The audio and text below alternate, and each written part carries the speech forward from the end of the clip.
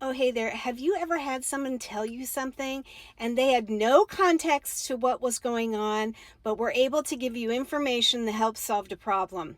Oh, hey there. It's Laurie Lynnsee. And I got another spooky story to tell you. Yesterday's spooky story, whoa! The last time I checked, over 7,000 people had viewed my spooky story.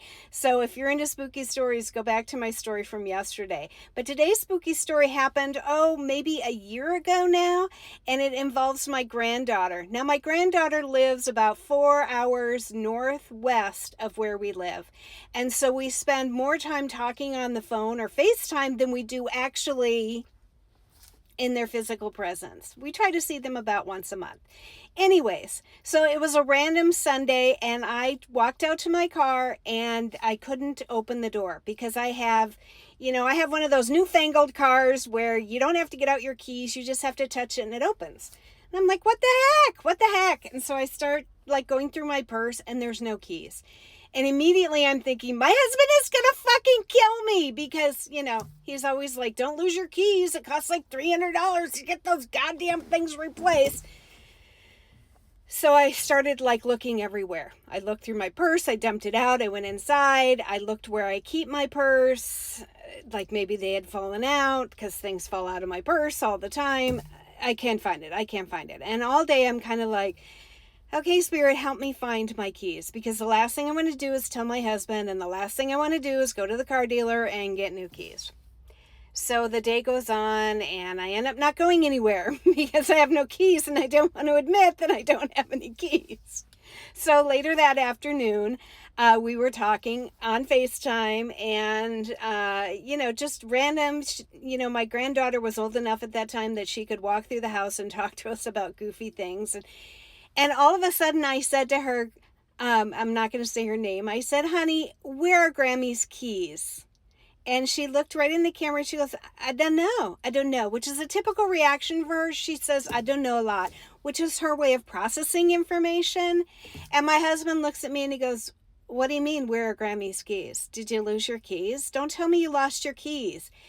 And I said, Harper, do you know where Grammy's keys are? And she continues to talk and tell us about things that are going on and, typical things for a 4-year-old, right? She's not 4 anymore. And then she looked right in the camera at me and she said, garbage. And I said, garbage? Are Grammy's keys in the garbage? And she continues to talk just random, stuff about things on the wall or pictures she's made.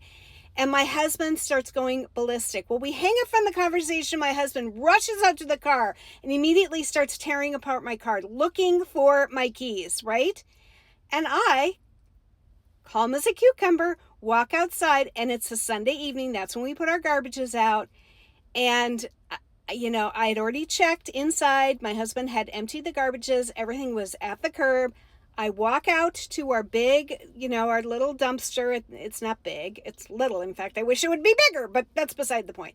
So I go out there and I reach in to a bunch of bags, and all of a sudden my hand reaches one of the bags and I pull it out. Now, mind you, earlier in that day, I had a vision that my keys were wrapped in a white cloth. And I kept thinking, where would a white cloth be? I don't have white cloths in my house. I reached into the bag. I opened it up. I reached in. My hand went right to something, and it was like a clump of toilet paper. I don't think it was toilet paper. I think it was tissues. And I pulled out my keys. Now, we were just hours away from this being picked up and hauled off to the trash. And my husband went ballistic. He's, of course, going through the car. I come up to the car and said, I found the keys. Because I'm trying to keep things, calm. And he goes, no way. You planted that. He goes, I know you can do woo-woo things and you can communicate with people and you speak to dead people. I know you do that. But there's no way our granddaughter told you where the keys are. She did tell me where the keys are. So there you go. There's a spooky story for today involving a little energy transfer between me and my granddaughter. I hope you're all having a blessed day. Love and light.